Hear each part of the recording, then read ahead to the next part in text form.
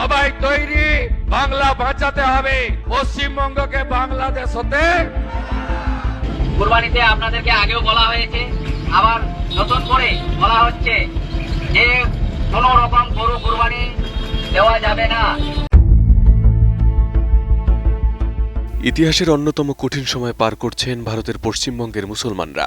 আগে ছোটখাটো বিচ্ছিন্ন ঘটনা ঘটলেও এতটা কোণঠাসা হওয়ার খবর শোনা যায়নি, যেখানে মাইক দিয়ে পুলিশ ঘোষণা করছেন ঈদের দিন কোথাও যেন গরু কুরবানি না হয়।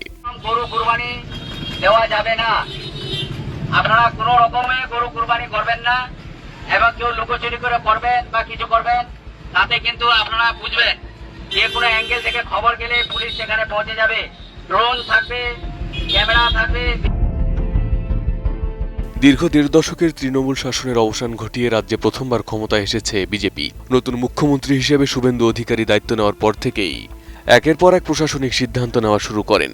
ওবিসি সংরক্ষণ তালিকা থেকে মুসলিমদের বাদ দেওয়া, ইমাম ও মুয়াজ্জিনদের সরকারি ভাতা বাতিল এবং তথাকথিত অনুপ্রবেশকারী চিহ্নিতকরণের কড়া বার্তার মাঝেই রাজ্যে উদযাপিত হল এবারের ঈদুল আজহা।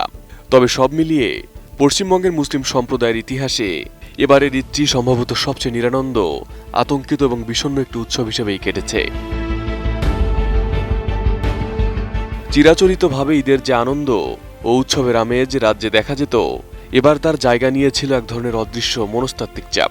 সরকারি ছুটির তালিকা কাটছাট করে মাত্র একদিন করায় বহু চাকরিজীবী ও দূরদূরান্তে কর্মরত মানুষ ঈদের দিন গ্রামের বাড়িতে পরিবারের কাছে ফেরার সুযোগই পাননি।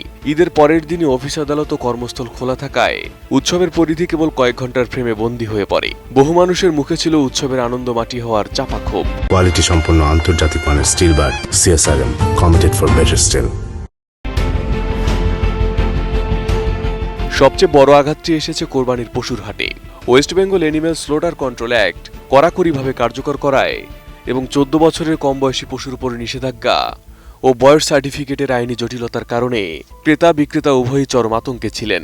ডানপন্থী সংগঠনগুলোর হয়রানির ভয়ে অসংখ্য মুসলিম পরিবার এবার গরু কোরবানি দেওয়া থেকে বিরত থেকে বিকল্প হিসেবে ছাগল কিংবা খাসির মতো ছোট পশু কোরবানি করেছেন।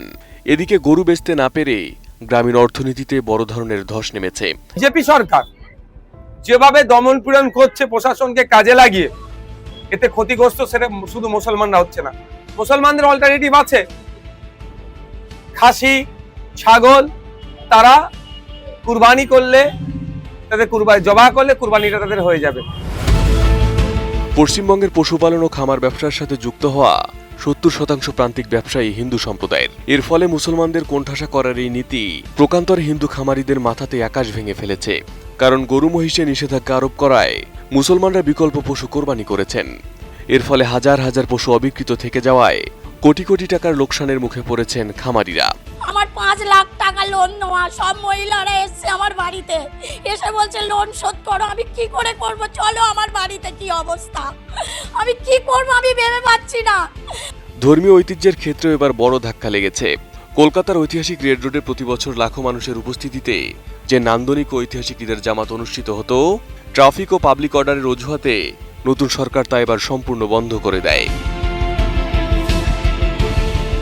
এদিকে সীমান্তবর্তী জেলাগুলোতে বাংলাদেশে অনুপ্রবেশকারী ট্যাগ দেওয়ার রাজনৈতিক ও প্রশাসনিক তৎপরতা সাধারণ বাংলাভাষী মুসলমানদের মধ্যে গভীর নাগরিকত্ব আতঙ্ক তৈরি করেছে। সব মিলিয়ে ২০২৬ সালের পশ্চিমবঙ্গের এই কোরবানির ঈদ কেবল একটি উৎসব ছিল না, বরং তা ছিল রাজ্যের সংখ্যালঘু মুসলিম সম্প্রদায়ের জন্য এক কঠিন বাস্তবতার মুখোমুখি হওয়ার দিন। Arif Hasan, ATN news.